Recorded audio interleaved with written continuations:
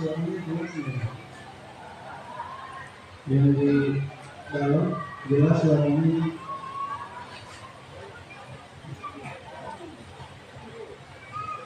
Alhamdulillahirabbil alamin. Kemarin baru saja kita selesaikan hikmah pertama. Hikmah pertama itu kemarin di ibarat surat Al-Ikhlas. Tidak ada bahasa ikhlas baik di dalam matan ataupun syahadu.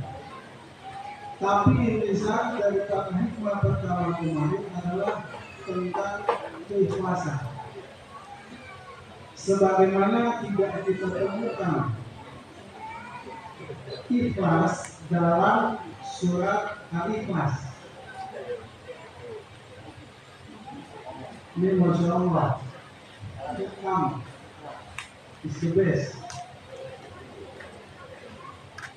Hikmah pertama diawali kemarin dengan bagaimana kita dituntut untuk selalu bersandar kepada Allah sehingga tidak bersandar kepada amal.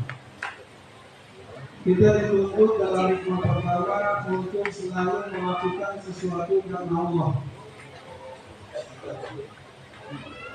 dengan Allah dan menurut Allah.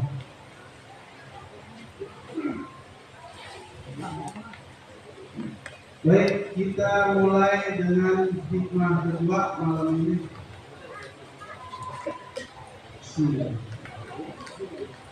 Iradatuka tajrid. Keinginanmu untuk masuk ke dalam makom tajrid. Tajrid itu orang yang tidak disibukkan oleh urusan duniawi. Iradatuka tajrid, kaya aja cincin bina tajrid, sedangkan Allah ma'aikomatillahi iyaka fil asbab, sedangkan Allah telah menempatkanmu dalam makom asbab. Makom asbab itu orang yang disibukkan oleh urusan dunia. Dia ketika menginginkan sesuatu maka harus ada usaha, upaya. Minas syahwatil khafiyah, maka itu adalah syahwat yang sama. Wa iradatu asbab ma'aikumatillahi iyaka fit tajrid in haitatu ma'anil himmatil 'aliyah. Kahaya kanjeun dina makom asbab ma'aikumatillahi iyaka fit tajrid, sedangkan Allah geus nempakeun anjeun dina makom tajrid in haitatu ma'anil himmatil 'aliyah. Nyatana eta teh kajatuhan dina hikmah al-wadi. Dalam hikmah ini musannif menjelaskan kepada kita pentingnya mengetahui terlebih dahulu di mana Allah menempatkan posisi kita. Tajrid atau asbab ini makom yang berbeda. Tapi bukan berarti tajrid itu lebih tinggi daripada asbab, ataupun sebaliknya. Tidak ada perbedaan tentang tinggi atau rendahnya makom tajrid dan asbab. Ini hanya pembeda. Tajrid adalah orang-orang yang Allah mudahkan atau Allah berikan dia sesuatu yang tidak diberikan kepada orang-orang yang dalam makom asbab. Orang yang Allah tempatkan dalam makom tajrid adalah mereka yang tidak disibukkan oleh urusan dunia. Mereka ketika menginginkan sesuatu tidak perlu bersusah payah. Contoh, orang dalam makom asbab ketika dia menginginkan makanan, maka dia harus melangkah, harus mencari. Ketika dia menginginkan rumah ataupun kendaraan, dan apapun itu yang harus dibeli dengan uang, dia harus ada usaha mengupayakan terlebih dahulu bagaimana caranya mendapatkan uang sehingga dia bisa membeli apa yang dia inginkan. Itu orang yang dalam makom asbab.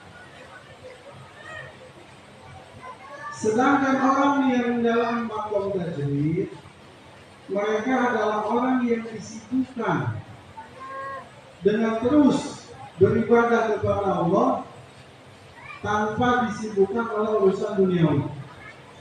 Ketika hatinya berkata menginginkan sesuatu, maka sesuatu itu datang atas kehendak Allah tanpa harus bersusah payah. Dalam artian bukan ketika dia pengen anggur kemudian datang anggur, blok di depan mata, tidak ada asbab, tiba-tiba orang datang silaturahmi bawa anggur. Tetap tidak atena, mesti dia asal minum ini yang menggunakan izin sate. Nah, baru begitu, tidak lama ada saudaranya atau temannya datang bawa sate. Dalam suatu riwayat dijelaskan Imam Maliki dengan Imam Syafi'i.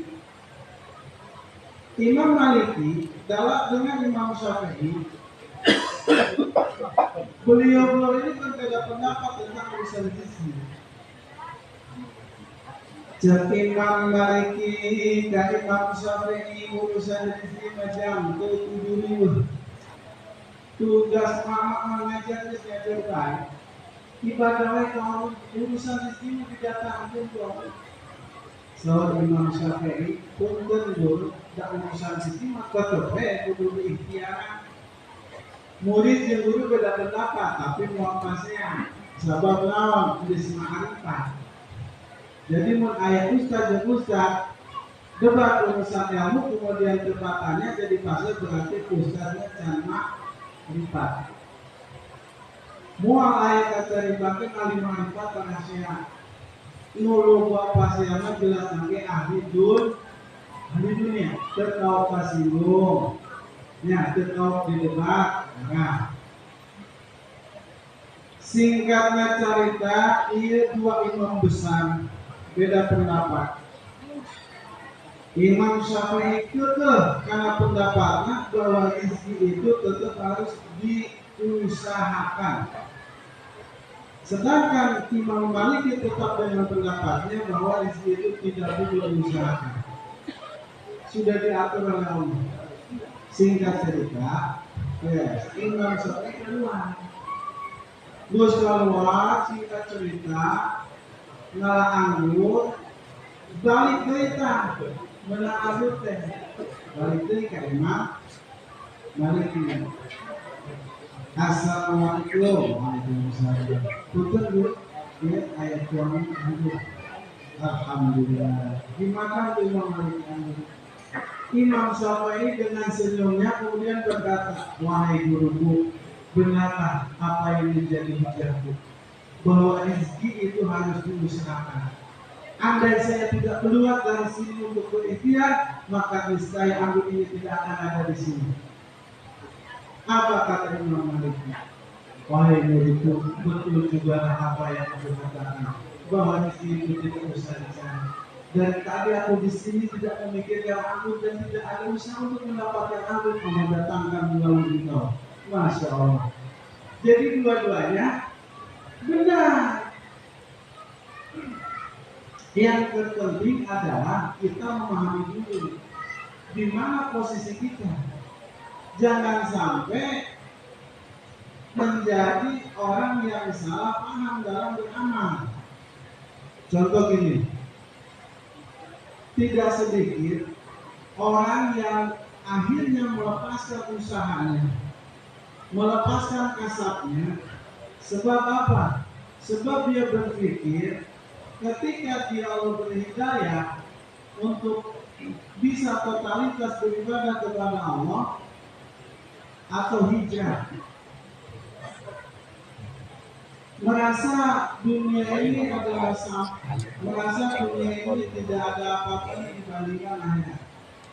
Kemudian dia berusaha untuk fokus kepada urusan akhirat meninggalkan dunia, menganggap bahwa pekerjaannya ini adalah penghalang dia dengan Allah, maka ditinggalkan usahanya, dilepaskan ikhtiarnya, dia fokus beribadah kepada Allah tanpa berusaha atau tanpa kasar. Padahal dia tidak tahu posisi dia itu di mana. Nah, kalau ternyata posisi dia itu dalam makam kasar, maka ini adalah minas syahwatul khofiyah. Ini adalah syahwat yang sama. Tidak boleh seperti benar dan salah yang akhirnya keluar dia jadi korban. Karena majikan biasa menang jatah tiap bulan itu sebabnya itu usaha jadi lepas-lepas. Nah, ini kekeliruan yang nyata. Banyak sekali saudara-saudara kita yang belum memahami ini, kemudian dia salah dalam memahami. Ujungnya apa? Ujungnya bercerai dengan istrinya. Nah, saya bercerai dengan istri. Kenapa bercerai? Istri saya nggak kuat. Kenapa nggak kuat? Ya, dia lebih memilih dunia ketimbang akhirat. Jika bagus bahasanya, saya ingin fokus kepada Allah, sedang dia selalu berusaha untuk mengajak saya kepada urusan-urusan duniawi. Maksudnya, dia kan dulu saya bekerja, saya tinggalkan, saya punya usaha, saya tinggalkan, saya fokus kepada Allah. Baru sehari, 2 hari, 3 hari kelaparan udah banyak protesan. Mulai awal dengan usaha sia anu bulan bu kasih.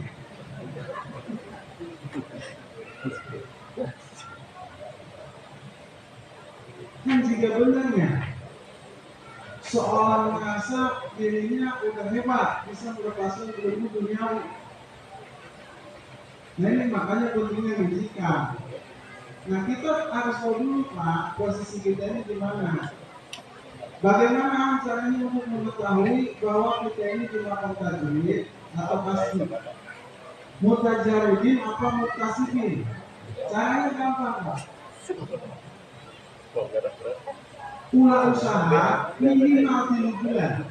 Jangan nyari uang, jangan pinjam uang, jangan jual-jualan, diam saja di rumah. Kalau selama 3 bulan minimal itu, sehari pun anak saya tidak kelaparan, ya, sebab setiap hari ada aja jalannya, maka Allah telah menempatkanmu pada makom tajrid. Tapi orang nggak jual barang gula, nah itu dia. Tapi kesemoga simpanan ya, mahir 3 bulan, bukan gitu. Begitu mulai, tidak boleh ada makanan, tidak boleh ada uang, sudah tinggal di rumah dia. Anak istrimu, apakah selama 3 bulan itu mencukupi, terpenuhi atau tidak? Kalau tidak, ya, maka Anda dalam makom asbab. Bekerjalah. Kalau ibarat sampai itu usaha ini, wah, Aceh gimana? Gaya-gaya. makanya obat-obat itu sama lagi. Kalau terbuka beas, terbuka beas malam dulu, terbuka beas sama mimpi.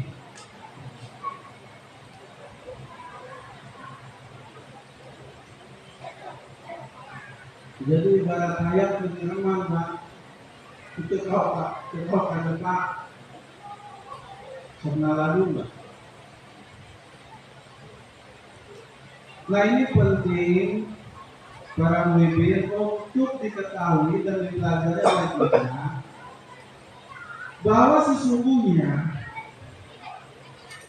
dunia itu apapun yang menghalangimu dengan Tuhanmu. Pekerjaanmu selagi dia tidak menghalangi urusanmu dengan Tuhanmu, maka itu bukan urusan dunia, itu urusan akhirat yang terlihat seperti urusan dunia. Bekerja, kalau pekerjaan itu tidak mengganggu sholatmu, tidak membuatmu lalai dalam menjalankan perintah Allah, maka itu bukan dunia. itu akhirat, karena bekerja itu adalah perintah dari Allah, berusaha itu adalah perintah dari Allah, menafkahi anak istrimu adalah perintah dari Tuhan, maka kerjakanlah sesuai dengan kapasitasmu. Bagaimana kalau umpama dalam pekerjaan itu saya dilarang sholat, tidak boleh sholat. Kalau dalam pekerjaan itu kita dipersulit oleh bos kita atau pimpinan kita, kalau sistem yang ada dalam perusahaan itu dipersulit untuk beribadah kepada Allah, maka tinggalkan pekerjaan itu, cari pekerjaan yang lain. Jadi jangan karena kita dipersulit dalam urusan ibadah di dalam bekerja, ya kemudian kita berpikir bahwa segala orang melakukan itu. Sebab itu dunia kalangan kawan itu. Yang gawe mencari pulang, karena pilu kue, diselawatan dulu babi. Mematikan di semua negeri. Nah ini baik, buru-buru kalau. Kuis semakin lobo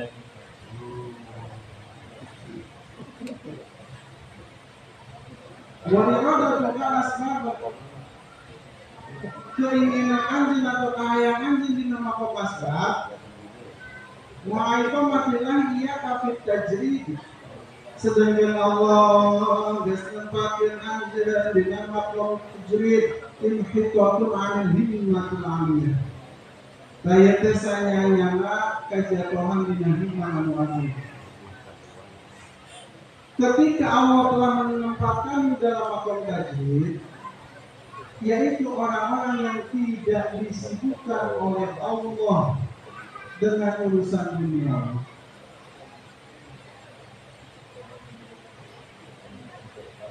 Sedangkan ajin hayang cicing dina makom asal. Nah, iyo teh kejatuhan dina himmat al-amiyah. Artinya dua nama tenang Pak. Jelema nu di makom tajrid, orang yang sudah di dalam makom tajrid, seperti siapa? Kalau di sini umpama Gus Ahmad, dia tidak bekerja, tidak nyari uang, tidak punya perusahaan, tapi kebutuhannya dicukupi oleh Allah. Kerjaan dia ya udah ngaji aja, ngajar santri. Udah tiap hari ngajar, belajar, nah, nyawanya kamu gede.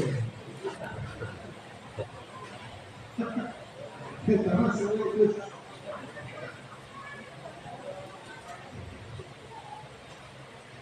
Nah ini orang yang sudah dalam makom tajrid nggak boleh punya pikiran ingin bekerja atau berusaha. Diberikan sama yang susah keberadaan itu. Nah cuma gini Pak, orang yang sudah bertempatan dalam makom tajrid atau orang yang tidak disibukkan oleh urusan dunia, mereka itu bukan berarti setiap keperluannya ada, bukan berarti nggak punya duit, dan berarti kepenang terbuka beas. Ada kalanya Allah menguji mereka dengan kemelaratan. Artinya duit terbuka, beas unggul, ya, udah celik, hayang jajan, 2000 acan, ayah sabu satu yang belas ya lihat, lek dijual sabu ke lu masaknya. Nah, ada kalanya orang yang dalam makom tajrid itu Allah tempatkan dia pada kondisi yang sulit. Tapi biasanya orang yang dalam tajrid itu sekalipun dalam kondisi susah, hatinya tetap lapang. Diberi kelapangan oleh Allah. Jadi mau beri-beri sabab berbuka beas. Warame 7 RT sahabat ke Mangidahan tenang weh gitu. Jadi jangan dipikir orang yang sudah terbatin dalam makom tajrid itu tidak pernah kekurangan. Ada kalanya mereka kekurangan. Logikanya ya, anu usaha bae boga gaji saya kekurangannya semuanya. Atau ayah kalan itu boga kami. Eta nu boga gaji kan boga hutang teu. Nah, tanya balik anu kita pas babi hutang boleh deh. Oh, mau ditagih itu usaha.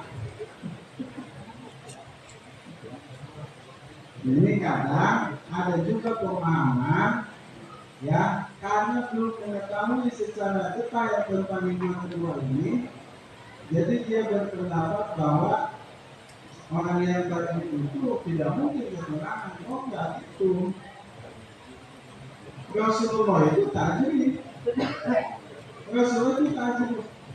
Pernah nggak Rasulullah barang? Apa Rasulullah ini kan? Jangankan orang lain, sahabat-sahabatnya sendiri terdekat, dia nggak tahu kalau Rasulullah dilakukan. Anak pemajikan, kalapangan, mananya tidak tahu. Kalau suatu ketika Rasulullah berkunjung kepada Sayyidah Fatimah, beliau menyaksikan cucunya Sayyidina Hasan wal Husain sedang menangis. Ya Fatimah, kenapa cucu-cucuku menangis? Mereka belum makan. Termasuk enggak? Tidak sudah belum makan. Tidak ada makanan yang bisa kamu berikan kepada anak-anak kamu. Bayangkan, anak Rasulullah, cucu Rasulullah, lapar itu sampai punya. Kenapa? Beliau menjaga daripada meminta-minta.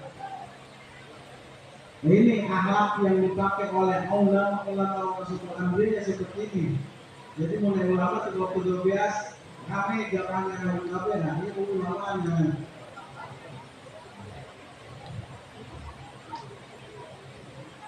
Nah kemudian Rasulullah pergi. Ada seorang Yahudi, dia mempunyai sumur. Kemudian Rasulullah itu datang ke orang Yahudi itu. Orang Yahudi itu nggak tahu kalau itu Rasulullah.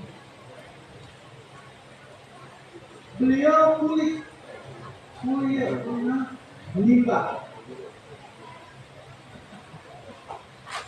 Beliau menimba, satu timbangan air itu diupah dengan 3 butir kurma. Timbangan pertama dikasih 3 butir kurma, beliau langsung memakannya karena beliau pun dalam kondisi apa? Dapat timbangan kedua, ketiga, setelah timbangan ketiga, timbangan coklat potong masuk ke dalam sumur. Orang Yahudi itu tahu mana orang Yahudi. Dicaci maki di situ Rasulullah, beliau nggak tahu bahwa itu Rasulullah. Dicaci maki habis-habisan. Bertanggung jawab bahwa itu masih karakter itu intinya rusak kembali. Mana Yahudi ini kemudian dia berlalu dari Rasulullah dengan amarahnya. Tidak lama kemudian beliau balik lagi melihat sumur timbangan itu sudah utuh seperti sedia kala.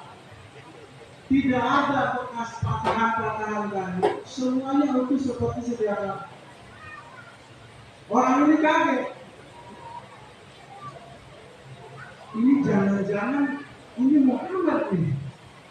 Ini bagaimana mungkin hanya ditinggal sebentar kemudian semuanya sudah utuh lagi. Tidak ada satupun yang rusak. Kalau besi patah disambung ada bekas. Kalau kayu patah disambung ada bekas. Ini utuh seperti sedia kala. Orang Yahudi ini ketakutan. Jangan-jangan Muhammad.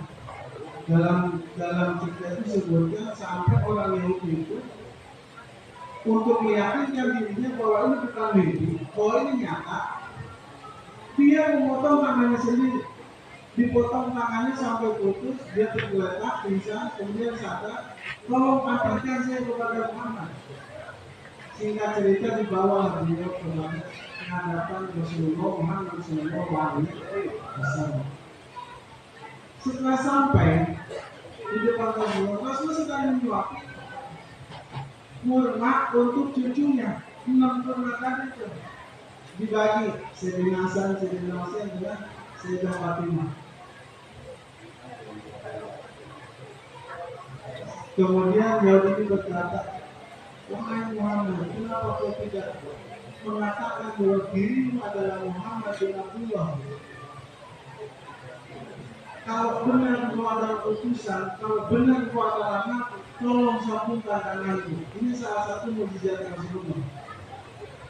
Kata Nabi sambil berjalan menuju orang Yahudi itu, ceklosuk ialah dari renang, cekal dan renang mudah putus. Ya betul, saya adalah Rasulullah Muhammad SAW. Dengan kongkit-kongkit ingat tuh, dari kita perkenal karena dari dosa langsung kembali utuh. Tidak ada lagi bercak-bercak karena semuanya utuh. Pada saat itu orang Yahudi menyatakan beliau masuk Islam, bersahadat di hadapan Rasulullah. Itu salah satu mukjizatnya Muhammad. Hikmah dalam kisah ini adalah bagaimana ketika kita melihat akhlak daripada Rasulullah.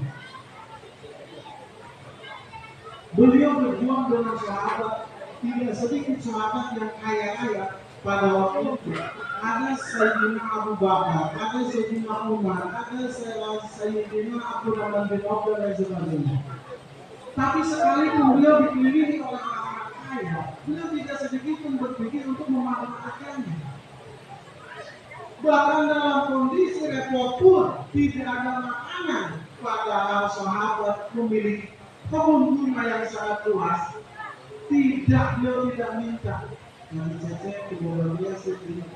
Aku kemoga biasa apa? Hidangnya cecek dari mana? Kehidangnya aja aku tak buta dengan anak kalau positif tadi. Lahir sahabat ya punya kebun kurma banyak. Tapi datang Rasul untuk meminta. Tidak. Sudah dia menjawab. Lebih baik beliau kulina masih Allah. Ini yang harus kita contoh oleh para oleh ustaz-ustaz ini. Ya, kita bilang ini akhlaknya Rasulullah. Akhlak ini ada beda Pak. Adab itu ketika orang mempunyai ilmu dia bisa beradab. Tapi akhlak adalah pancaran daripada amal ilmu yang telah diamalkan. Jadi kalau ilmu ada akhlak itu adalah buah daripada ilmu yang telah diamalkan, maka berbuahlah dia akhlak. Kalau ada tanpa amal masalah ilmu bisa, maka beda, tidak sama. Apa contoh akhlak? Akhlak itu seperti tadi akhlak dengan walaupun dia dikelilingi dengan saudara-saudara kaya, dalam kondisi repot, dia tidak mau membebani, tidak mau merepotkan sahabat-sahabatnya. Nah ini pejuang yang tidak ingin diperjuangkan, tapi pejuang yang selalu berpikir bagaimana caranya untuk selalu memperjuangkan. Nah kita kalau lagi kumpul dengan tim sama-sama berjuang, kadang-kadang ada rasanya diperjuangkan.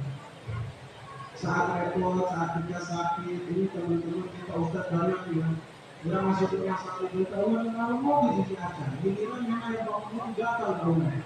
Bahkan kadang-kadang sepuluh kita hatinya. Kau mau mama, kumpulan arisan ini. Giliran mulai bang butuh datang, giliran mereka, ini kita ngomong aja. Tadi sebelum ayat karena hati. Sabar lagi. Maka belajar kita bahwa beliau adalah pejuang yang selalu memperjuangkan, bukan pejuang yang selalu ingin diperjuangkan. Nah, Rasulullah itu makom tadi sebelum tadi itu asbab. Dari mana kita tahu beliau itu asbab awalnya? Beliau itu pengusaha. Sebelum nikah dengan Zainab Khadijah itu pengusaha kaya raya kan? Dianggap Rasulullah orang miskin dulunya. Nah sampai Allah kemudian tempatkan beliau dalam maqam tajwid. Nah, termasuk kita punya guru kita itu maqamnya asal. Dia jualan capek, dia kadang jadi security, jualan cilok, jualan ayam, jualan kulit. Usaha sampai akhirnya Allah tempatkan beliau dalam maqam tajwid. Jadi kita ini nggak boleh menginginkan dalam asbab pindah ke tajwid. Biarlah Allah nanti yang menentukan, karena kembali tadi tajwid dengan asbab bukan tentang mana yang lebih tinggi, tidak. Sayyidina Abu Bakar itu maqamnya asbab. Abu Hurairah maqamnya tajwid. Ayat ini Abu Hurairah yang dia usaha di pasar itu tidak. Bahkan ketika beliau mau bekerja, ulama tukang kita dulu yang terus ke sana. Dan Rasulullah pernah bersabda bahwa ada ditimbang imannya Sayyidina Abu Bakar dari orang yang disalahnya ya, maka beratkan ini imannya Sayyidina Abu Bakar. Makomnya asbab. Abu Hurairah makomnya tajwid. Jadi intinya bahwa tajwid dan tasbih itu bukan tentang mana yang lebih tinggi di sisi Allah. Keduanya mempunyai kedudukan yang sama. Gitu. Nah, terus bagaimana mayoritas manusia yang ada di dalam dunia makomnya? Nah, mayoritas manusia makomnya adalah asbab. Mereka harus bekerja jadikan menginginkan sesuatu.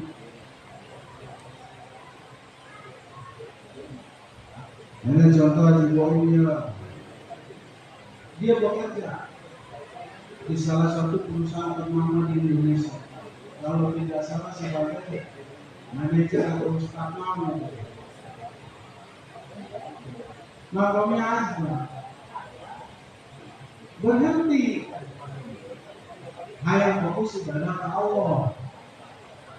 Akhirnya apa yang terjadi? Iman dia jual, dia jual, tentu masalahnya dia di kosong. Nah ini, begitunya judulnya. Tak, terusah boleh, nggak boleh. Jadi udah terjemahan terusnya. Makanya sampai sekarang ada judulnya itu pokok bekerja. Ya, jelas nggak? Nah, untuk ini barangkali ada yang mau ditanyakan tentang yang kedua sebagai ulang acak. Kalau ada yang bertanyakan silakan. Kalau ada yang tidak jelas, cuma dipahami, jangan tidak usah sudah. Tanyakan saja. Malu bertanya, malu bertanya, sesat di randa. Tercebur sana begitu kan? Silakan. Barangkali ada yang mau ditanyakan.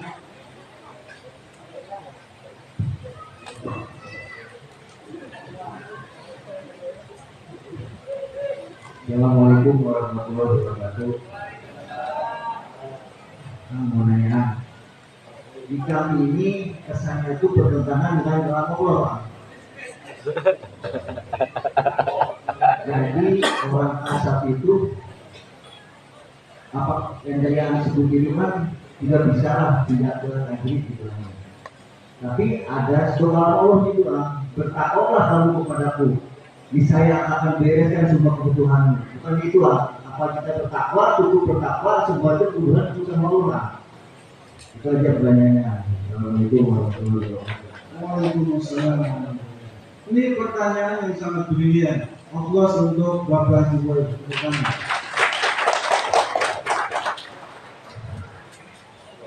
Ini pertanyaan yang memang jangan terlintas dari pikiran kita semua, karena kita orang berpikir.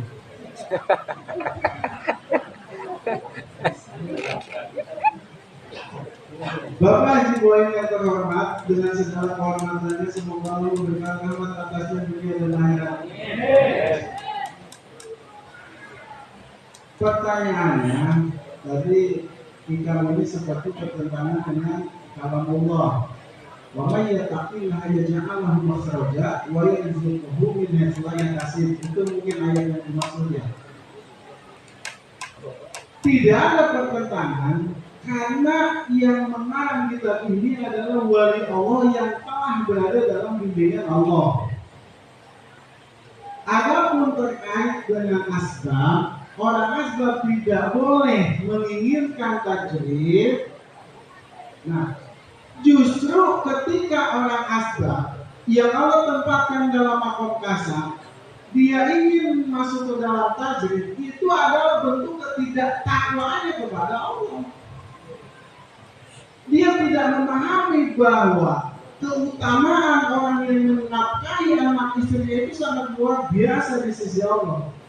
Bagaimana tidak setiap langkah diganjari oleh Allah pahala jihad fisabilillah. Orang tajrid tidak mendapat itu. Barang siapa yang keluar dari rumahnya dengan niatan untuk mencari rizki, mencari karunia Allah untuk menafkahi anak keluarganya, maka setiap langkahnya itu menjadi peluput dosa dan diganjar pahala jihad oleh Allah. Dengan dia fokus berusaha di dalam makomnya, maka itu adalah bentuk ketakwaan. Apa definisi takwa itu? Nah, ini yang harus kita pahami. Terus bagaimana nanti Allah memberikan jalan keluar atas segala permasalahan yang kita hadapi? Seperti yang sudah Anda bahas minggu kemarin, Allah akan memberikan pertolongan kepada kita. Wa yarzuquhu min haitsu la yahtasib. Dan Allah akan memberi rezeki dari arah yang tidak disangka-sangka kepada kita. Itu sesuai dengan kadar ketakwaan kita. Maka tidak akan pernah sama pertolongan Allah yang Allah berikan kepada kita dengan pertolongan yang Allah berikan kepada wali dan para anbiya. Nabi Ibrahim dibelum Raja Namrud dibakar, datang Jibril rek nawaran pitulung munga Nabi Ibrahim. Begitu diburu katirisan. Nabi Nuh diudah ke Fir'aun, saya dia pengaut. Datang, ya janganlah maksudnya. Datang pitulung Allah. Berayat lautan. Haji Boy diudahnya, kubegal karena kasih, bingung tak. Amun pernah laut nyandes, siap-siap kelolok, mau mungkin laut jadi belah. Gitu sih. Haji Boy belum dibelem, ya lain kata bisa. Betul. Padahal menurut keyakinan Nabi Ibrahim keyakinan sarwa kalau dan Haji Boy ini sarwa kalau keyakinan, tapi kok hasilnya beda. Gitu. Haji Boy masih gurunya mah ya Bismillah. Jadi nabangun pondok jadi, nabangun masjid jadi, pemokon itu Haji Boy itu ada, ini bisa bukan keyakinan kosan. Anggatin nanti serba ya yang mau mereka bangun lima, nanti aja kan cara yang pantau-pantau aja. Ya, kayak gini loh jika serba Allah, tapi pulang kok hasilnya beda. Sama kata-kata Quran kan juga kata Nabi mungkin serba. Kadar ketakwaan kita orang awam dengan para wali tidak mungkin sama. Maka ketika kita menginginkan pertolongan dari Allah, ya sebagaimana Allah memberikan pertolongan kepada Nabi dan para wali, maka ketakwaan kita pun harus sejajar dengan para wali. Bisa itu, gitu. Jadi intinya Bapak Ibu yang terhormat bahwa takwa di sini secara hakikat bukan hanya sekedar menjauhi larangan Allah dan menjalankan perintahnya secara lahiriah, tapi juga menjaga kemurnian hati agar tidak ada berhala di dalam hati kita, agar tidak ada sembahan-sembahan di dalam diri kita kecuali hanya Allah lah saja yang kita sembah. Harapanmu dengan selain Allah itu adalah berhala. Hasratmu kepada selain Allah itu adalah berhala. Hilangkan setiap berhala yang ada pada diri kita. Rasa harapmu, rasa bahagiamu ketika dengan makhluk itu adalah berhala. Maka ketika kita sudah mampu menghilangkan berhala-berhala di dalam hati kita, maka sempurnalah ketakwaan kita sebagaimana Allah menyempurnakan ketakwaan para kekasih-kekasihnya. Tidak ada wali-wali itu berharap kepada makhluk, ceramah, sudah dia balik bawaannya. Neng, sedang mohon sabar. Dia kayak panggilan, tahlilan. Makanya K7 lupain sudah berat pisannya. Lah, saya suka lah ayat ke jalan-jalan mah. Sabar lah, ayat proyek ya. Ayah harapan, bukan yang mengeluh ayah hasrat asal yang kamu berarti berhala. Dan berhala itulah yang akan memporak-porandakan ketakwaan kita kepada Allah sehingga ketakwaan kita itu tidak akan sempurna. Iya Kiai, guru minta amalan, mana supaya lagi ceramah ya. Nah, ini belum gitu ya. Tapi alhamdulillah yang dicoba kayak gitu jadi. Berat ya Ibrahim. Mesin sama.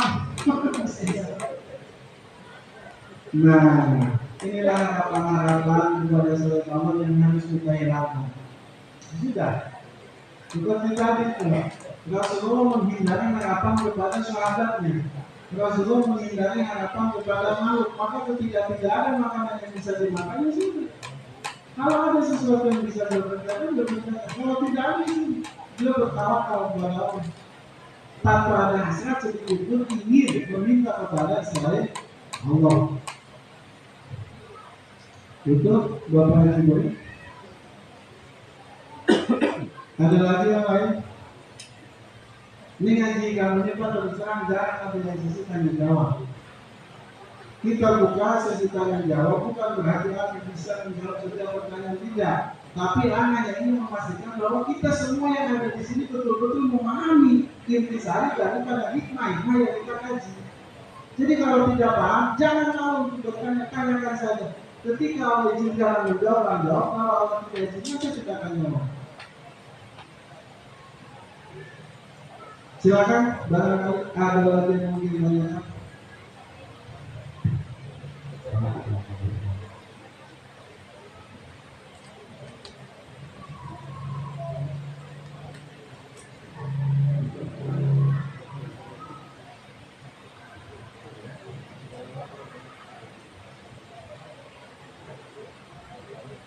Assalamualaikum warahmatullahi wabarakatuh. Yang saya hormati menjadi Allah, saya bersyukur. Ini ada yang berasumsi, ada yang tadi dan sama dan kasih. Jadi antaranya itu bukan dari yang benar. Misalnya ya nyopet itu usaha gitu. Terus ada lagi yang datang ke rumah nggak usaha meninggalkan biasa, tapi bukan yang baik.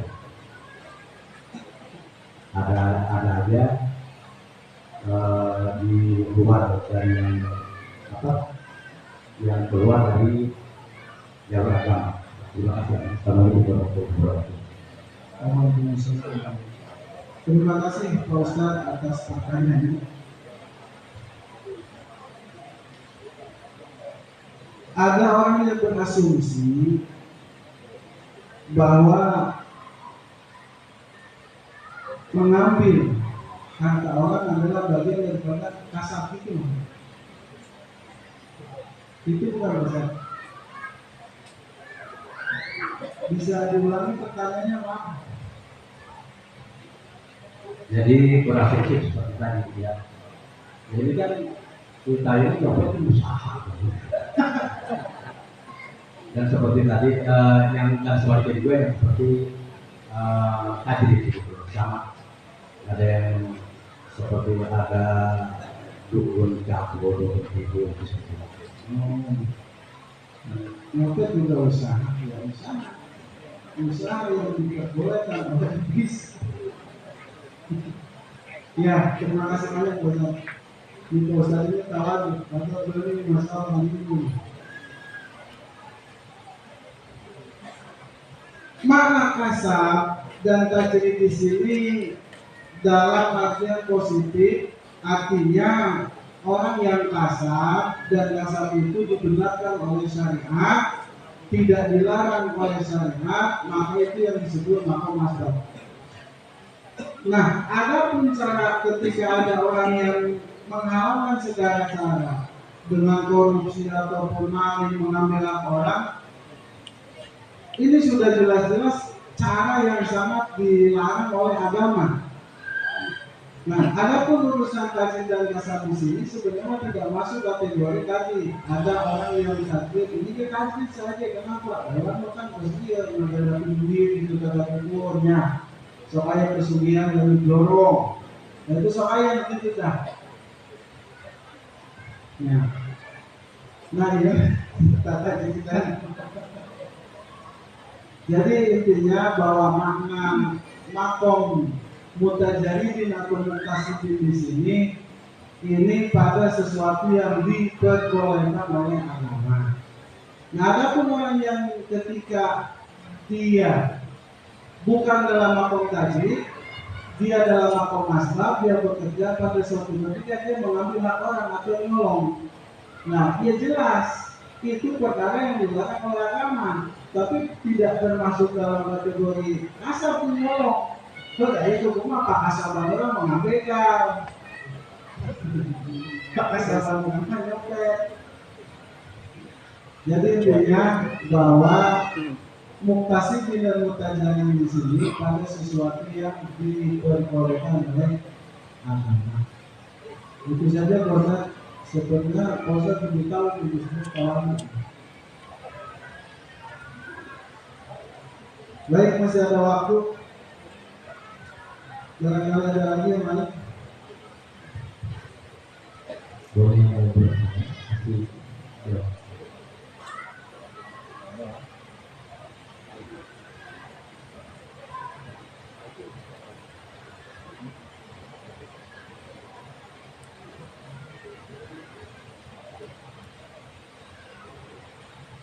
Assalamualaikum warahmatullahi wabarakatuh. Saya mau bertanya, saya dari Majelis Alim Alamin tentang isi surat Hud ayat 15 sama 16 yang artinya barang siapa yang menghendaki kehidupan dunia dan perhiasannya, niscaya kami berikan kepada mereka balasan pekerjaan mereka di dunia dengan sempurna, dan mereka di dunia itu tidak akan dirugikan.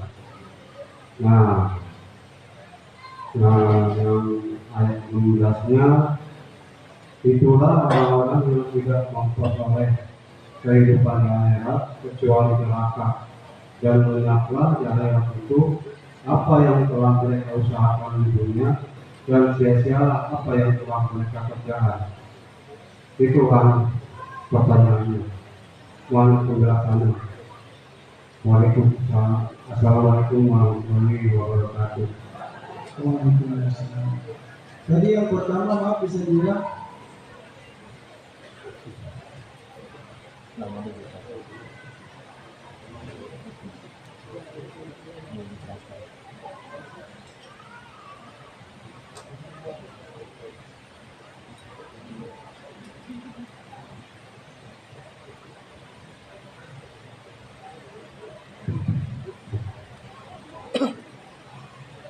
Yang pertama, barang siapa yang menghendaki kehidupan dunia dan perhiasannya, niscaya kami berikan kepada mereka balasan pekerjaan mereka di dunia dengan sempurna, dan mereka di dunia itu tidak akan dirugikan.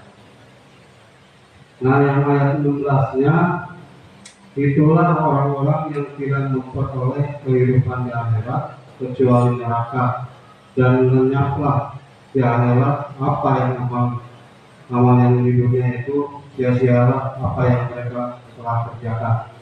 Begitulah. Bapak ngerti Sunda nggak? Ngerti sudah. Ngerti Sunda. Nah, Jawab pakai Sunda. yang itu makasih. Allah itu mempunyai sifat Ar-Rahman. Ar-Rahman kang maparingan nikmat gede Allah di dalam dunia dan akhirat. Artinya Allah itu memberi nikmat kepada siapapun di muka bumi ini, baik yang taat maupun yang tidak. Dan barang siapa yang menghendaki perhiasan dunia dan isinya, maka dia diberi oleh Allah. Silakan. Ingin kekayaan dengan cara pesugihan atau dengan cara apapun yang tidak diamalkan oleh agama, silakan saja. Life is a choice. Hidup itu adalah pilihan. Tapi ingat, setiap pilihan akan selalu disertai dengan konsekuensinya. When there is a will, there is a way. Di mana ada keinginan, di situ ada jalan. Kalau kita menginginkan kekayaan dengan cara yang tidak baik, dikasih pasti ada aja jalannya. Begitupun sebaliknya, ketika kita menginginkan sesuatu yang baik menurut Allah, maka Allah akan permudah jalan kita.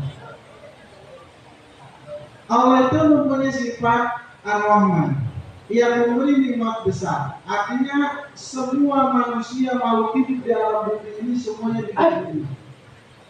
Tetap di rizkian sana aja ngabangkan ke Gusti Allah. Tetap diberi sehat walaupun orang ini sering durhaka kepada Allah. Dan Allah memberikan kebebasan kepada manusia untuk memilih jalannya masing-masing. Ada manusia yang menjadikan dunia ini sebagai tujuan hidup. Mereka terpesona oleh segala perhiasan dan keindahan dunia yang fana ini, sehingga menghalalkan segala cara. Apapun yang mereka inginkan terkait urusan dunia ini, maka harus tercapai. Walau mati dari lain, siapa kalinya. Jadi makanya kalau ada orang datang kan pengen ini ya, pengen apa, pengen kaya, pengen lancar usaha, amalannya apa? Amalannya usaha sebetulnya. Siapa kajian sholat, kurang putih duha, tengah putih tahajud, unggal berat, saking boga dolar masih balik-balik tuh. Ayo usaha sekarang apa tetap aja esek. Maksudnya gini, sholat itu tidak ada urusannya dengan bisnis. Sholat tahajud itu tidak ada urusannya dengan bisnis, dengan usaha supaya lancar sholat tahajud. Terus mau sholat tahajud usaha bangkrut. Ya, ke sholat orang kafir, ke sholat usaha lancar. Dan mayoritas orang terkaya di dunia ini bukan orang muslim, non muslim, termasuk di Indonesia. Orang-orang terkaya di Indonesia, ya 9 cacing kan? Nah, ada kan ada mereka bahwa itu cacing. Itu rata-rata orang non muslim, betul ya? Jadi kalau mau sukses, mau sugih, usaha amalan masih betul, jangan pantang menyerah. Ya, jatuh bangkit lagi, jangan mudah berputus asa, jangan suka mengeluh. Udah, itu pemikiran sholat yang sukses mah. Dan Allah dijelek. Dan ingat, Allah boga sifat ar-Rahim. Kamu maparingan nikmat ciliki Allah yang dalam ayat pakot. Pakot kedua kok katanya. Allah itu memberi nikmat di alam akhirat hanya kepada orang-orang yang dikehendaki oleh Allah. Hanya kepada orang-orang yang selama hidup di alam dunia mereka berserah diri kepada Allah, mengabdikan dirinya sepenuhnya kepada Allah. Dan nikmat yang Allah berikan, Pak, nikmat yang Allah berikan di dunia dan di akhirat, satu, di dunia itu satu, diberikan oleh Allah satu nikmat ini kepada semua manusia yang ada di alam dunia. Di akhirat 99 nikmat itu diberikan hanya kepada satu orang. Setiap orang yang mendapatkan nikmat di akhirat itu Allah beri 99 nikmat untuk satu orang. Jelas tidak? Coba bayangkan satu nikmat banding 99, satu nikmat itu di dunia diberikan oleh Allah kepada semua makhluk hidup. Di akhirat 99 diberikan kepada satu orang. Makanya kalau kita baru mau membayangkan nikmatnya surga, kita semua kabayang mulai jelema ngabayangkeun nikmatnya surga bakal dijadikan ku malaikat ngawas moal kabayang. Dina keterangan disebutkan Bu bahwa cijuh bidadari eta mun dicidukeun lain kalangsung lain kalautan, maka lautan eta bakal jadi lautan madu. Kebayang gak Pak? Gelis bidadari, indah bidadari, ciduna doang ciduna sampai ke Atlantik diciduan ku bidadari, saciduan tak jadi lautan madu. Ayeuna buktikan pamajikan Bapak calon surga lagi.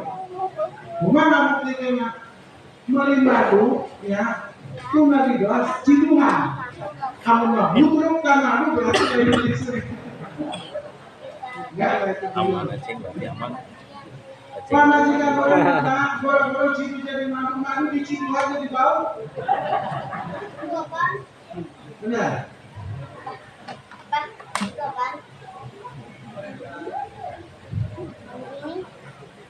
Wah, apa ya? Nah jadi intinya bahwa ketika manusia itu terpesona oleh jumlah dunia, oleh perhiasan dunia, tetap Allah silakan. Sebagaimana Allah memberikan keleluasaan kepada Korun. Korun itu orang miskin, orang fakir, belum masih saudara dengan Nabi Musa. Anaknya lapar, makan susah, jajan susah, pun minta bapak pada bisa didoakan tadi jadi pengusaha kaya raya, jualan emas. Terpesona oleh jumlah dunia, perhiasan dunia. Korun dibinasakan ku Allah setelah hartanya banyak dan berlimpah. Artinya apa? Ku Allah mah dibebaskan Pak. Urang arek jadi jelema taat, arek jadi jelema edan, arek jadi jelema soleh, arek jadi jelema toleh, jadi bener ke bener. Urang mah dibebaskan walau nah ingat, kunaon 99% Quran isinya sejarah. Punten 60% lebih kurang, Quran itu isinya sejarah. 40% iya bab zakat, bab sholat, bab puasa, bab nifas bisa zaman kedua. Nah ini untuk pembelajaran kita semua bahwa ada orang-orang terdahulu sebelum kita. Bagaimana sepak kerja mereka sehingga Allah menjadikan mereka penghuni surga. Nah kalau kita menginginkan keindahan di akhirat, kebahagiaan di akhirat sebagaimana yang telah Allah janjikan dan Allah berikan kepada hamba-hamba yang terlebih dahulu, orang-orang terlebih dahulu, para nabi, para sahabat, para wali, ada sepak terjangnya Allah catat dalam Al-Quran. Allah sampaikan dengan kalam-kalamnya, dengan firman-firmannya yang mulia di dalam Al-Quranul Karim. Tak iya jelema masuk surga tanah kosieu. Tak iya jelema pilarakan kosieu. Sebenarnya orang ini bisa ngukur Pak. Ini orang bisu kan pilarakan. Tingali hidup kurang, kalakuan kurang. Leuwih niblat ka Kanjeng Nabi apakah Fir'aun? Kan gitu. Mana contohnya ini? Para nabi itu selalu tidak dimuliakan oleh manusia. Tidak, para nabi itu tidak ini dimuliakan ke jelema. Fir'aun maka ayatnya disanjung-sanjung baik. Maka tidak nabi dihina manusia. Tak, nabi tidak marah ketika dihina oleh orang lain. Fir'aun coba-coba sih. Ya. Jadi mun urang ayeuna direndahkeun batur mudah marah, nyohayeun misalnya bae, otoriter. Jangan jadi pemimpin NTT aja karena dia mau otoriter. Nah orang cek ya, orang ngadegetan sikap kurang itu sifat orang ngadegetan Fir'aun apakah nabi ya? Gitu cek ku masing-masing leuwih resep dihormat apa dihina? Hah? Anu resep dihormat-hormatna bisa Fir'aun. Anu teu kasih rumah saha? Fir'aun dan Kanjeng Nabi masa aja dibaledog nepi ka ketihan, dibaledog ku kotoran onta, dihina, dicaci, dimaki, difitnah. Tara pernah ngadoakeun jelema goreng. Tapi Fir'aun lamun aya nu resepan ka Fir'aun kadenge ku Fir'aun didoakeun teu bener. Namun urang aya nu ngadenge omongan batu teu bener ka urang, nya urang teh kesel ngadoakeun teu bener. Nah urang berarti ngiblatna ka Fir'aun. Ini bawa orang ke Islam KTP nya sejati nama Fir'aun.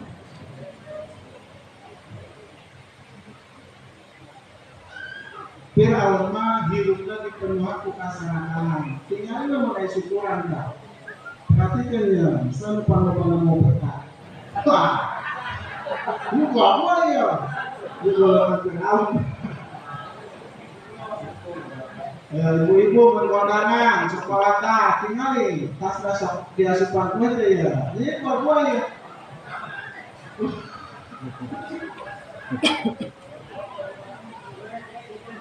Lobangan sekolah berkat mama Ustaz.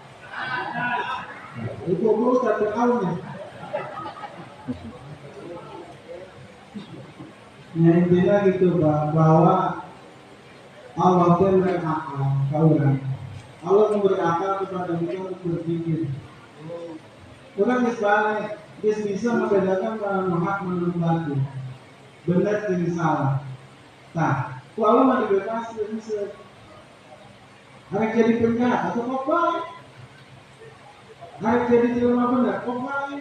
Mana kasih orang kamu masing-masing. Dan sebab setiap pilihan itu akan selalu disertai dengan konsekuensinya. Yang jelas apa ya? Di mana di dunia tetap jelema begitu, anu terpesona ku keindahan dunia. Tapi ingat tadi di ayat menghormatan nikmat Allah jelas sakuna Allah ayeuna dina kisah disebutkeun si Qarun Fir'aun jeung sajabana dibinasakeun ku Allah jeung hartana. Tak gitu bae panginten balik deui kana kisah dina hikmah Allah bahwa tidak ada perbedaan terkait dengan mana yang lebih tinggi dan mana yang lebih rendah dalam makom tajrid ataupun tasbih. Bagi kita yang sudah Allah tetapkan dalam makom kasat, tidak usah berpikir untuk mengikuti atau meniru orang-orang yang Allah tetapkan dalam makom tajrid. Ingat bahwa setiap langkahmu dalam mencari nafkah itu diganjar pahala jihad oleh Allah. Dan ketika kita tulus bekerja untuk menafkahi anak istri kita karena Allah dan tidak meninggalkan fardu ain seperti sholat, puasa, zakat dan lain sebagainya. Maka ketika ada apa-apa dalam pekerjaan, sampai pun harus meninggal dalam pekerjaan, insya Allah itu mendapat pahala jihad fisabilillah. Orang tajir, kadang mereka iri dengan orang-orang asbab. Tanda kutip positif, ini positif. Ketika mereka melihat orang-orang yang bekerja, sedang mereka tahu keutamaan dari bekerja itu, ada hasrat ingin melakukan hal yang sama, tapi seolah dilarang oleh ketetapan Allah. Kenapa? Allah sudah menempatkan dia dalam tajwid. Jadi intinya tidak penting, sekali lagi yang tegaskan, tidak penting Allah mau menempatkan kita dalam makom asbab maupun makom tajrid. Yang terpenting adalah dimanapun Allah tempatkan kita, jadikan itu ladang amal soleh kita untuk selalu mendekatkan diri kepada Allah. Ya, mau di makom asbab, mau di makom tajrid, tidak jadi soal. Yang terpenting tadi selalu berusaha untuk tetap menjadi hamba Allah.